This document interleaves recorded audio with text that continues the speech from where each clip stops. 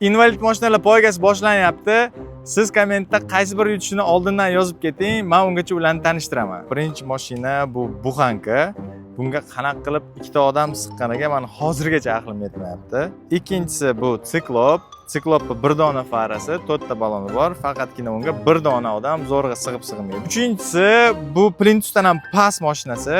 U hattoki rekordlar Guinness kitobiga ham kiritilgan ekan.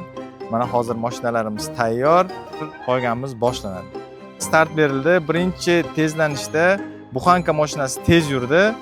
Lekin u nimagadir o'zidan o'zi avtotarmajeniyaga tushib qoldi. Mana siklop harakatda, lekin undan Plintusdan ham past mashina o'tib ketdi. Qanaqa balon qo'yganiga men hozir ham hayronman, lekin mana bu akam nimadir bahonalar qilyaptilar. Endi bahona o'tmaydi.